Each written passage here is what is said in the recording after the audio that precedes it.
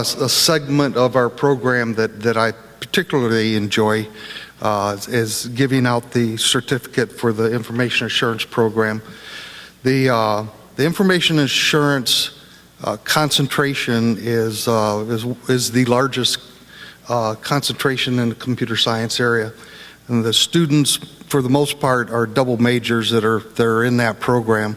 So they work very hard, and they earn the certificate that they're awarded. So just like to give them that recognition for the effort that they put into it, and gaining this additional certificate from the program.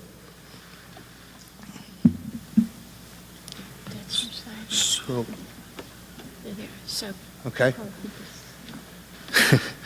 So these are the students that have earned this certificate.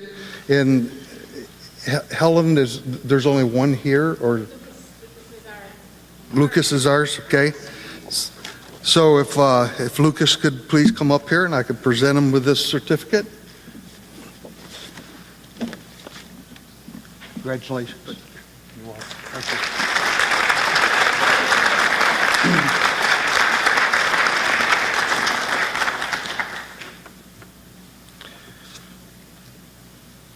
Thank you.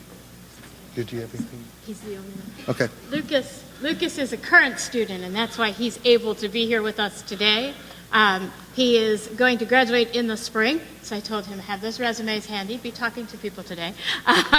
But he is in our information assurance emphasis, and he also does some work with some companies on gaming software and making sites more efficient and online gaming. So he's got some very interesting experience. Has done a great job. I had him in an Excel class, and he did quite a bit with some Excel spreadsheets for online gaming systems. So you'll have to ask him about his work. Our other recipients, as you can see here, they have all graduated. That's why we have their pictures. We do graduation posters for our students when they graduate. So I had pictures of all of them. Lucas hasn't graduated yet, so we don't have his picture on hand. But you had the real thing here. So. Okay.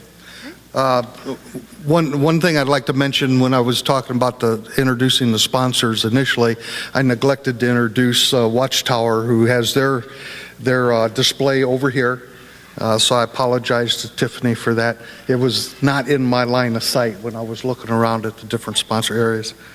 We'll have a little bit of a break. Our next presentation is at 10:10, scheduled to be at 10:10, and we do have a little bit of a change on that. The presentation, When You've Been Hacked, Nick Hermann is listed on here as a presenter, and I understand he's having a little voice problems this morning. So Dave Drake is volunteered. I think he volunteered to do the presentation on his behalf. So we will have the presentation, and it is, and I think you find it very interesting and very pertinent to our subject today on insider threats. Sure, go ahead. Hello. Hi, everyone. I'm Lynn from Centricom, and I just wanted to mention to you, because I know many of you I've walked around and talked to, and you are students from some of the local universities. What I'd like to share with you is that two of the students that are here were actually interns at my company. And then when they graduated, they had the opportunity, and that was Brian, he went to Guidepost, and Trevor, he went to Splunk, as a Splunk engineer, Qualmus. And I just wanted to share with you, because I know many of you are students, that there are local employees or employers that are really looking for talent. So many of you, and as I said, I've had a chance to chat with you. Some of you are in computer forensics and you're in networking. There are local companies, there are internships available, and we just want to make sure that you understand we welcome you to come work in our organizations. And then afterwards, we often like you to stay, but sometimes you grow wings and you go elsewhere. I believe one of those gentlemen went to Jacksonville, Florida, and the other one went to Washington, D.C. So as far as all of you young folks in the balcony, I see there's lots up there, and the other young people here, please know that there are jobs available. And feel free to talk to some of the folks from my company, Centricom. I see that there's someone here from, I believe, did I see tour de force. They have a booth, and I believe it was Ken maybe, would be available to talk to you about opportunities there as well. So I thought it was important for you to understand that the local community wants you to stay local, has internships, potentially jobs after the fact, depending on how their business is going, and we welcome the fact that you're with us today. So thank you very much. I'll add to that just a little bit that we've had a lot of students, interns and otherwise, that have been part of intern programs at Cooper and hired at Cooper as well. So as Lynn says, a lot of organizations locally are very aware of the program here and the quality of the students, and do actively hire individuals from these programs. One of the speakers this afternoon that's here with the FBI is also a graduate of the university and from this program as well. So if you get a chance, I'm sure Christina would be happy to speak with you and share information. She's sitting right back there. Okay, so please take advantage of the break, network, refill your beverages and food, visit the tables, if you will, help yourself to the handouts that are available, and we will start up again in just about 15 minutes. Thank you. Before we continue with our regular program, we have Dr. Darren Fields here. He's Vice President of Academic Affairs for the University of Findlay, and he's going to give a brief welcome.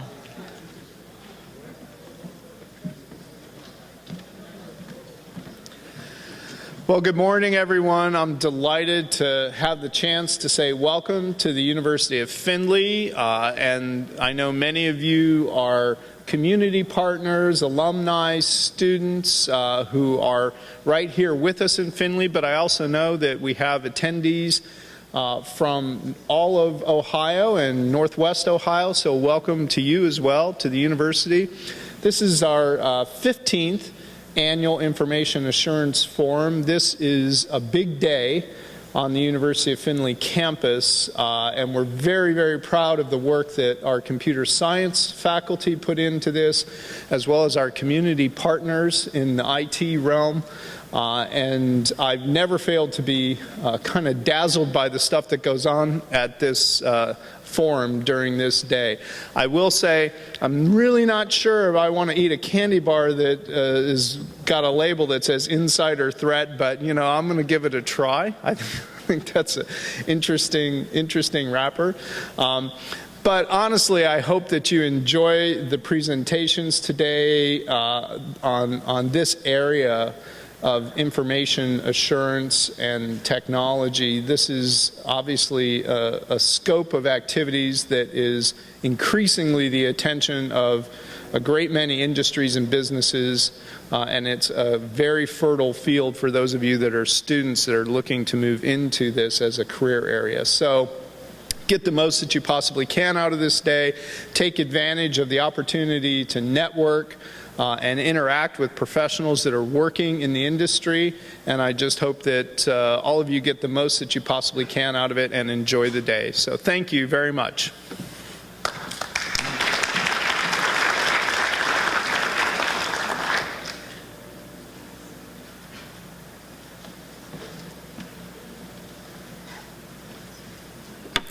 Okay, now I can introduce our next speakers.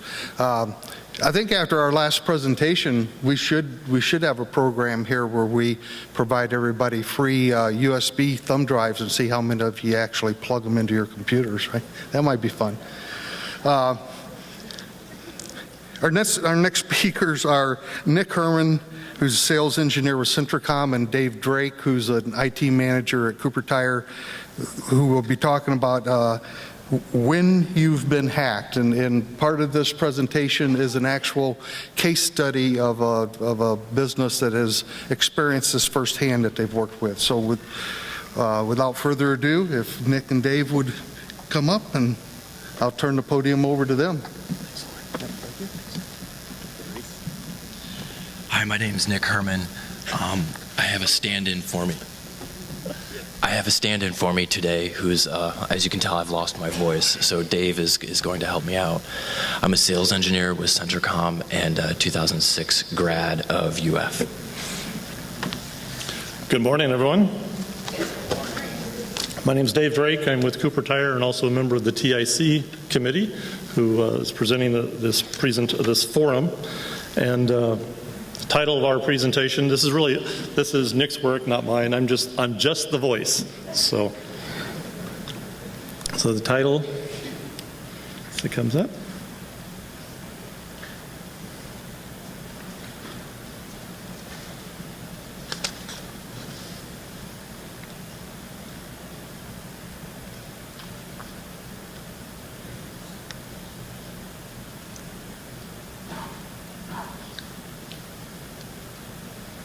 So as you know, Nick has lost his voice, and I'm standing in for him today. I've looked through the notes. He's got some really nice notes on his speaker cards, and but I will be reading parts of it, so excuse me if I look down a lot.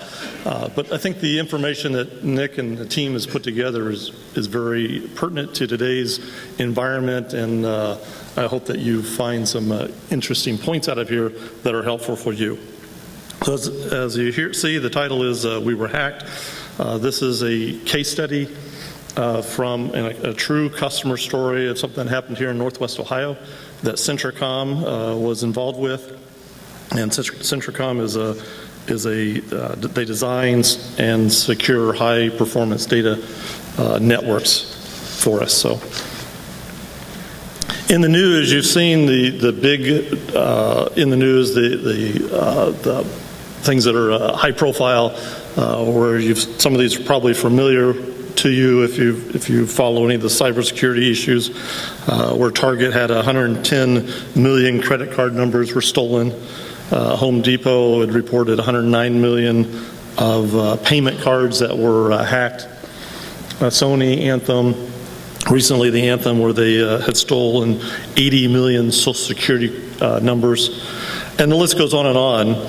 And from between 2013 and 2015, cyber crimes cost quadrupled in that time period.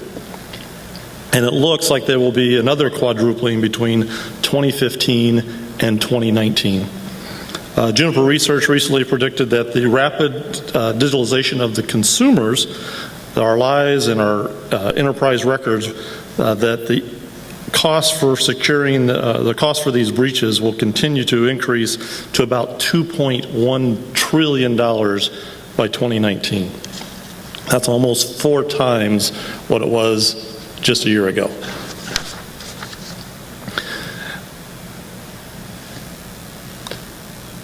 So we see in the news all the Fortune 500 companies and names that you recognize, but there are more than 28 million small businesses out there that are also vulnerable to cyber attacks, and sometimes they get forgotten.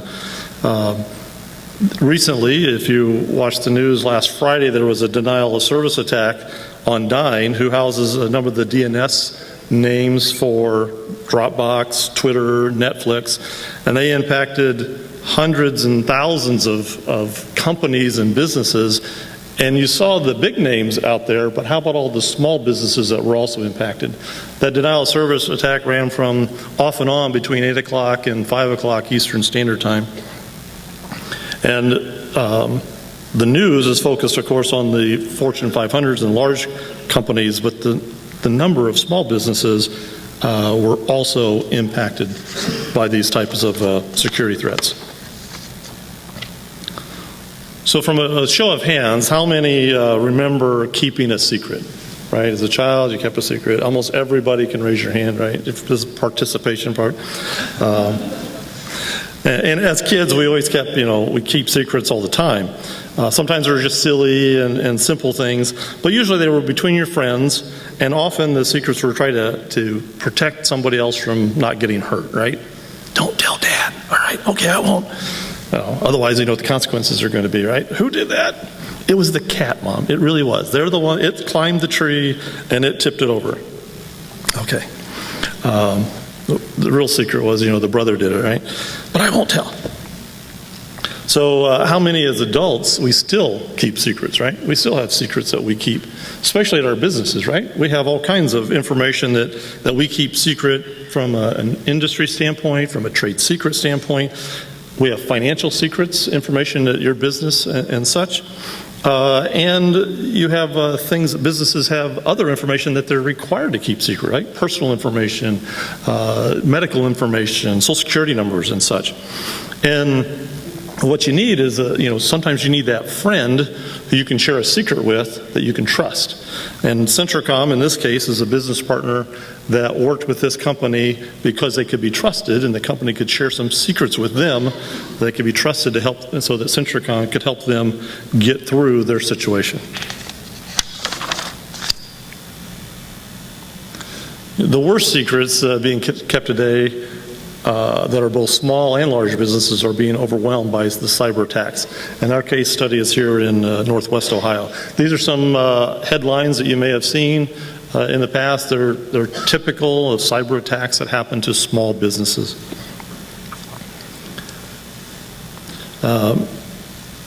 Perhaps someone opened an email they shouldn't have, or someone downloaded a user guide online that had malware built into it.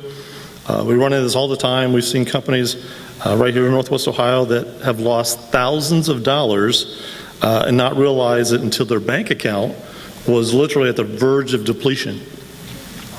You hate to see that when it happens, and it boils down it's down to the risk of the integrity of the company, and the problems can be a little embarrassing too. So we've been hacked, and who wants to say that, hey, we've been hacked? I think on our survey, we asked if you've had any attacks or in the past year or whatever, and I'm always suspect that, is anybody really going to answer that honestly? I really want to raise my hand and say, yeah, I've been attacked or hacked. But you might be willing to say it from a credit card standpoint. How many have had a credit card fraud that you've noticed or been hacked?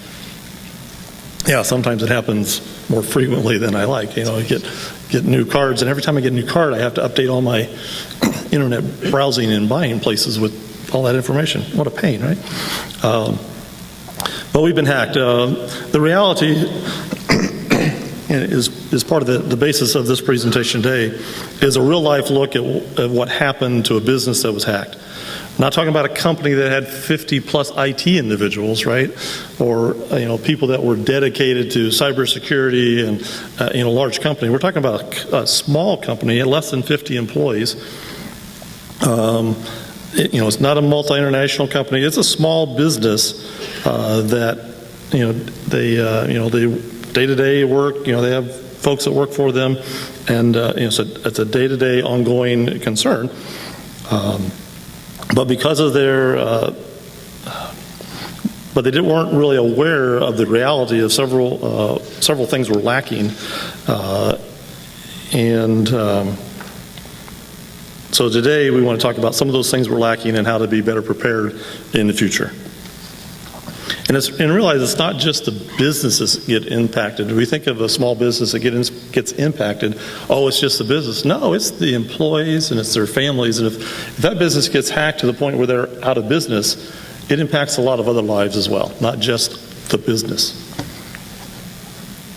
So one of the myths we hear is that, hey, I'm a small business. No one's going to hack us.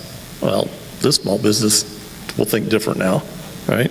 In early 2016, the company was busy carrying on business as usual.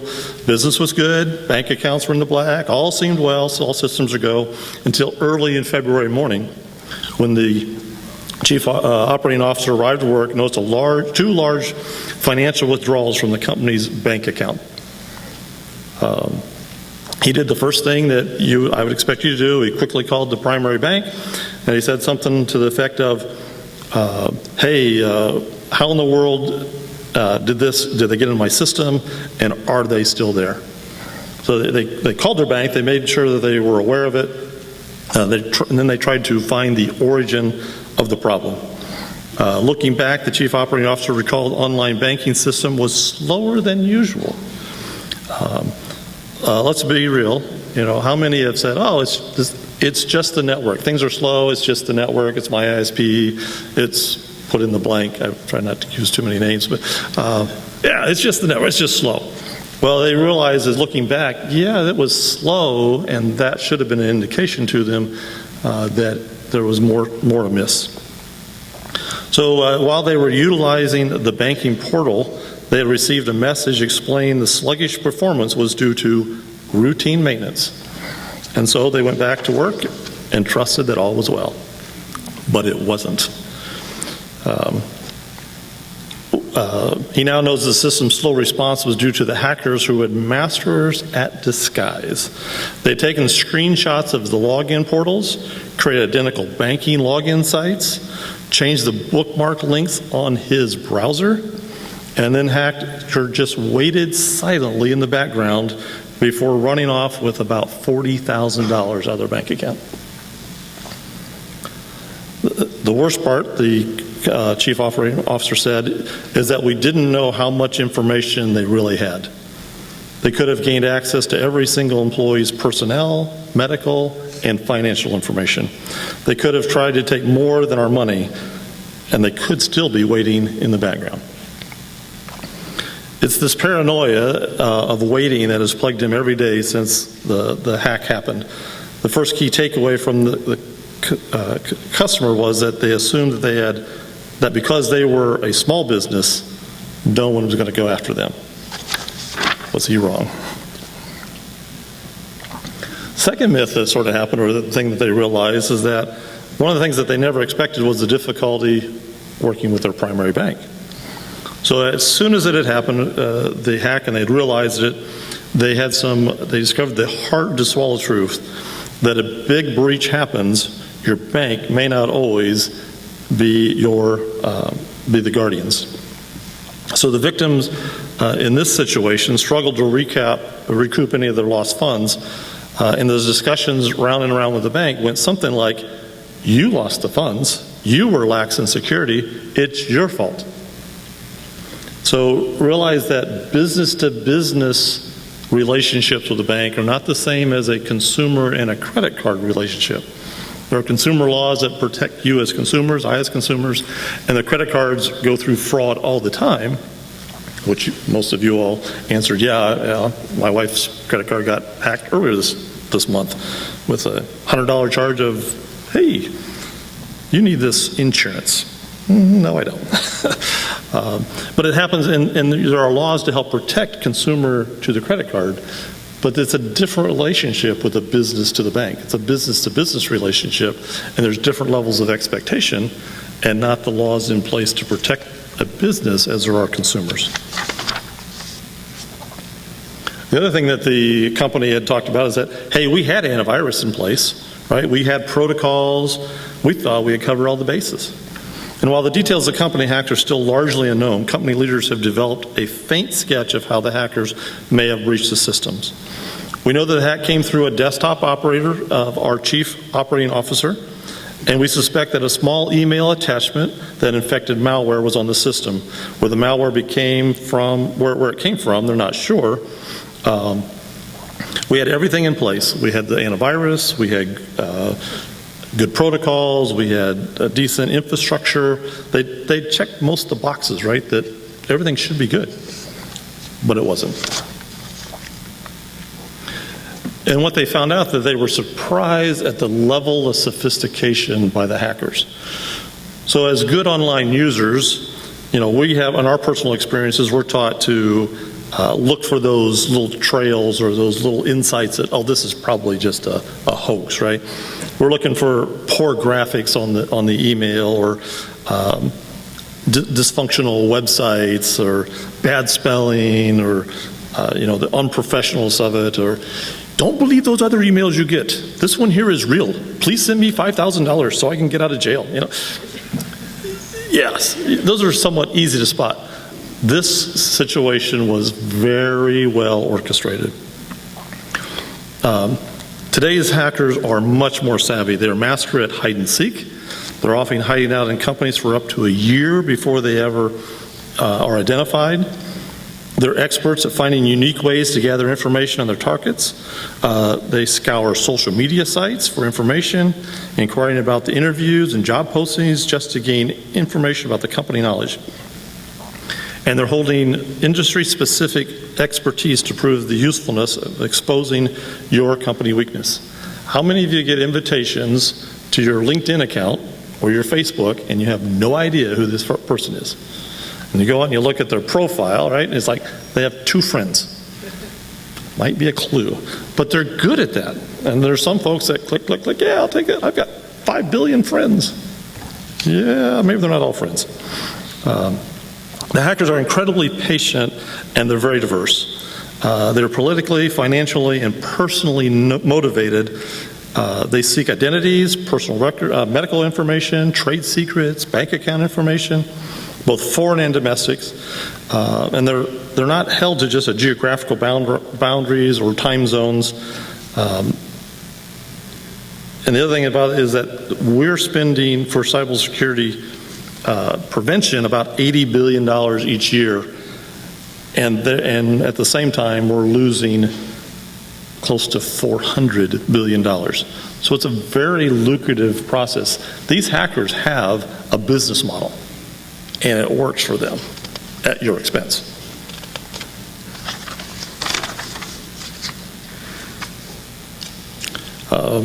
One of the comments that they made is that we didn't know how long they were in our system before we detected them. Every single day I live with the fear that they're going to attack again. And every little glitch now puts me on high alert.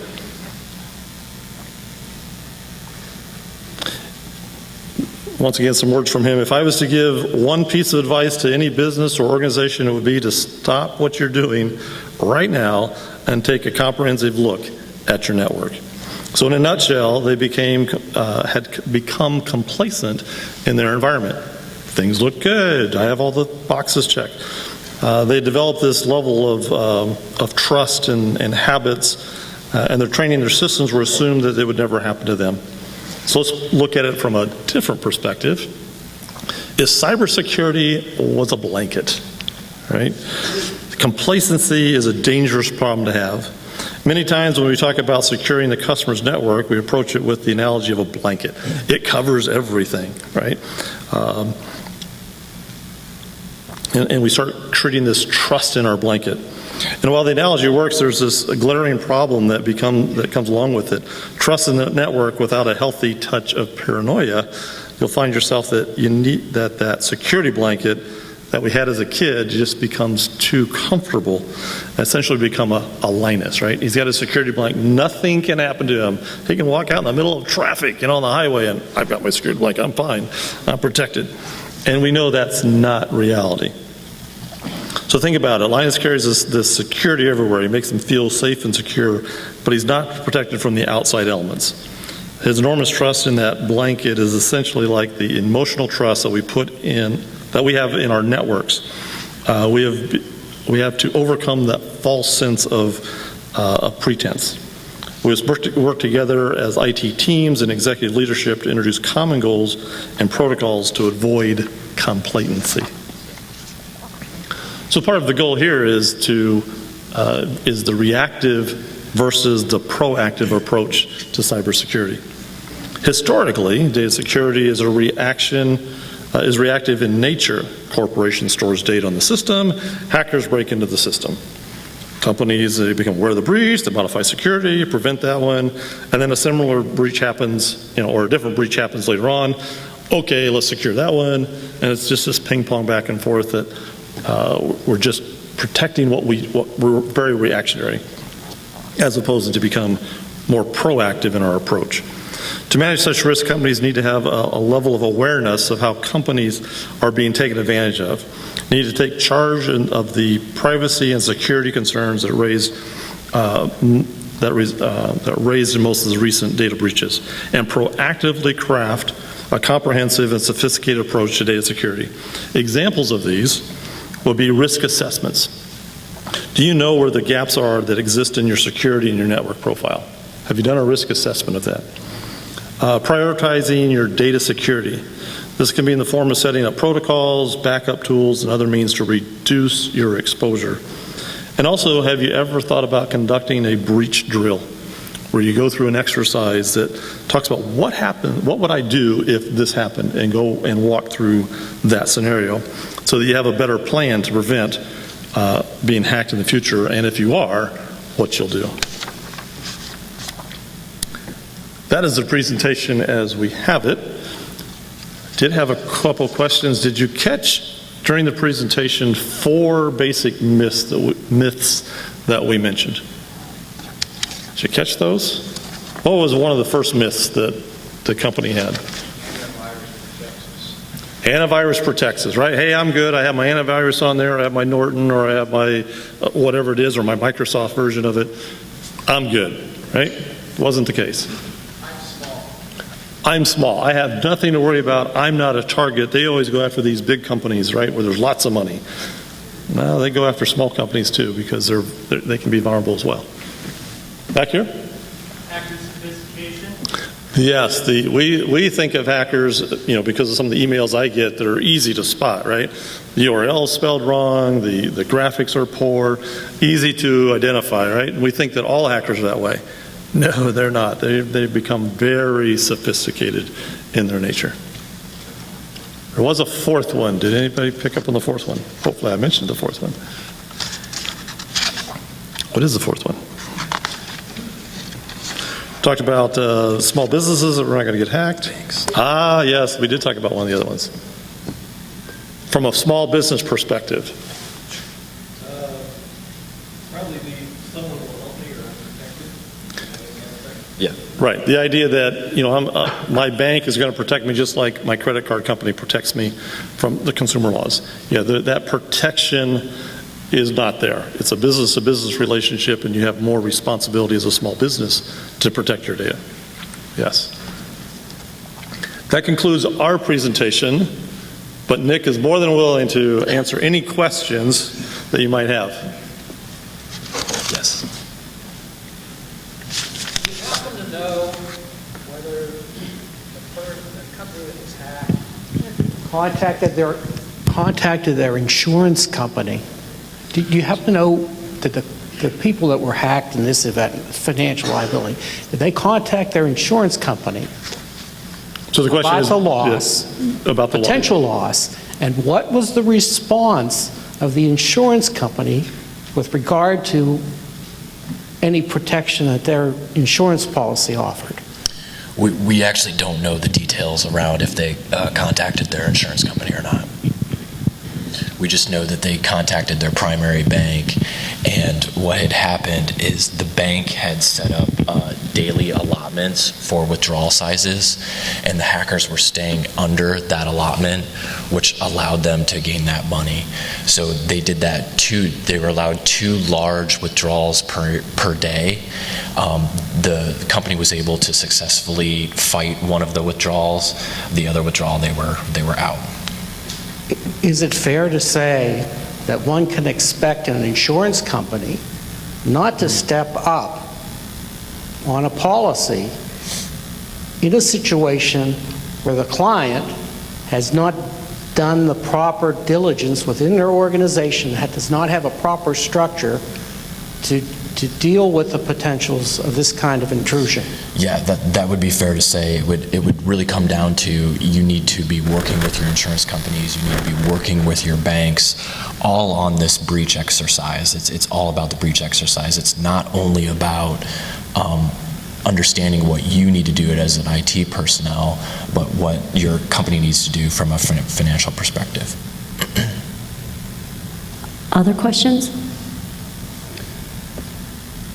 I would also just comment that many, many, many companies are moving and actually having insurance policies that target cybersecurity. They can be rather expensive depending on how much coverage you want and how much risk you're willing to take. But now they're adding different policies or binders to existing insurance in order to cover such things because it's becoming so much more prevalent. So I would highly recommend that would be something you'd want to look at if you are in business now, or for those young people that are here, you'll be going into businesses. That would be something that you could always suggest to those that are employing you. Are there other questions? Yep, we have one right here. Carol? My question is, what would be the preventative steps you would take to prevent exactly what happened? I think that you described it as the CFO opened an email that looked like it was, it wasn't obviously, spam, and opened it, and then they were able to get in and duplicate those records and change his bookmarks and do all those things. So what would be the proactive steps to prevent that from happening going forward? Yeah, so there's really a 50-50 split around security, and that's end user training and then implementing the systems that are put into place. Okay. So it comes down to having both and both working side by side. A lot of the times we implement great systems such as this company had in place. It may have been lacking in an area, which is something that we helped them shore up. But the other half of it, and it's a huge half, is end user security. So it's allowing a little bit of that paranoia to creep in to always question things. Thank you.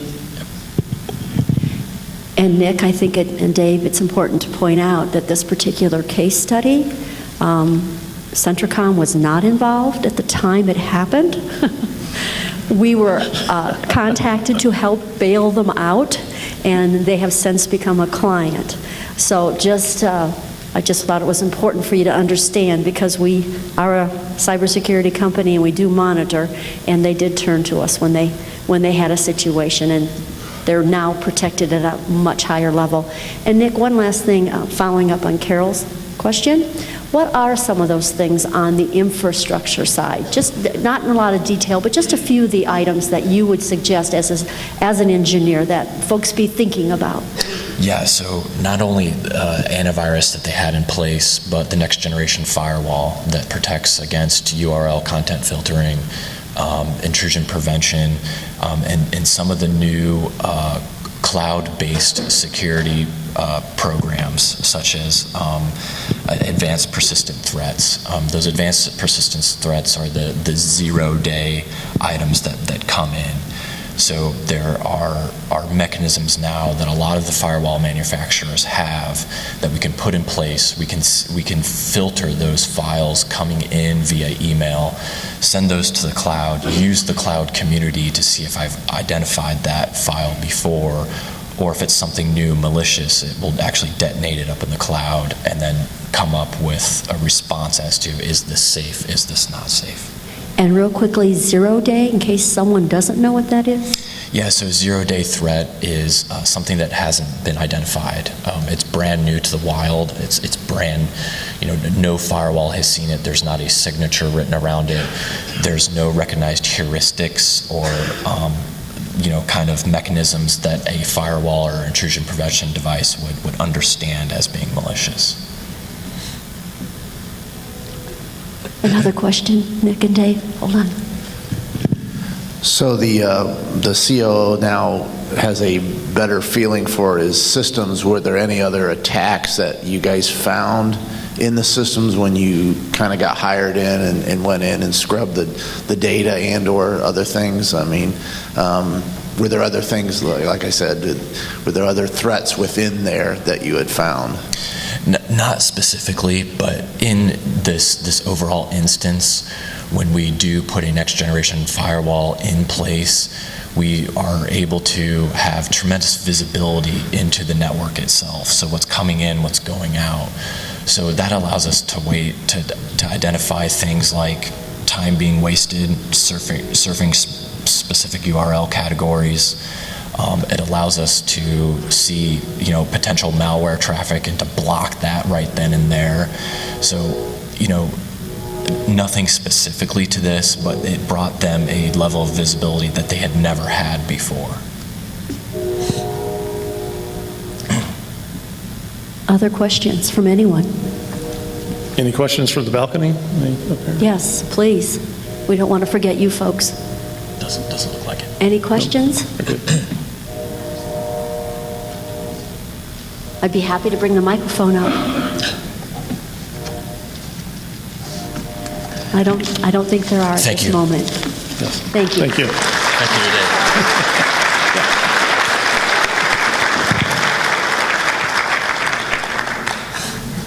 Thank you, sir. Everyone, did you find that of interest? Yeah, both presentations so far have been very, very, very good. We have a few minutes before our next presentation at 11, and I have been asked just to share just a little bit with you regarding the technology information group that we have here in Findlay. I'd like to just give you a little bit of history. As Helen and Mary Jo shared earlier, this is our 15th anniversary Information Assurance Forum. We have, over the years, been fairly prescient in that we have had a variety of different topics, and the topics tend to be kind of where the market's going. Last year, our topic was the Internet of Things, and if you recall, Dave just shared, last Friday, we had the attack by Dine, where it was a denial of service attack.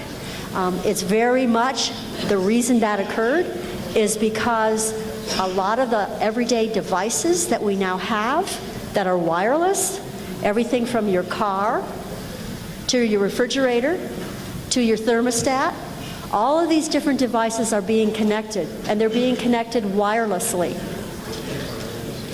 And what happened was they were able to get an army of those and force that data into Dine and create that attack.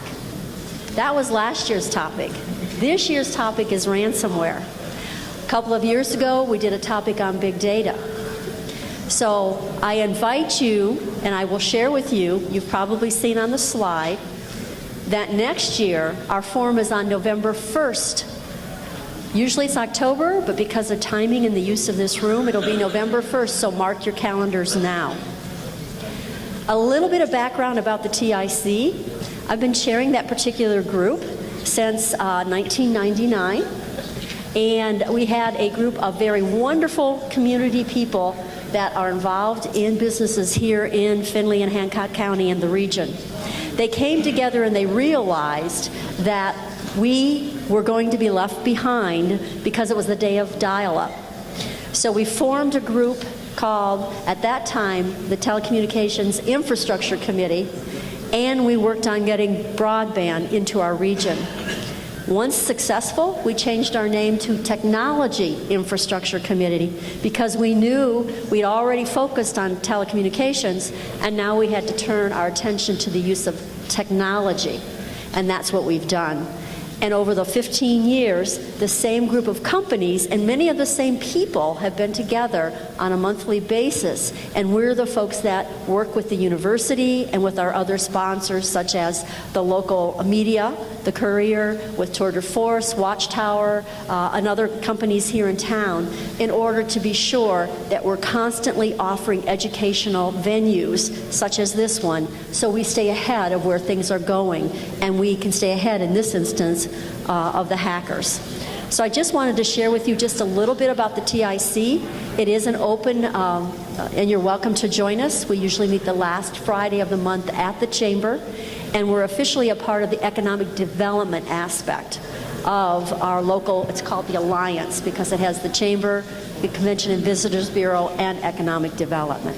So if anybody wants to know anything else about that, there are many TIC members in the room. For those of you that are TIC members, either stand or wave in case anybody has any questions. Helen's in the back, Mark, Steve. We have a lot of folks, Dave, Lauren. Oh yeah, absolutely, please. Anybody that has any particular questions, talk to the folks that raised their hand, because we'd be more than happy to welcome you and into our group that meets. At this juncture, I think we have a little bit of a break. I think there's more coffee and things in the back, right, Helen? There's more coffee?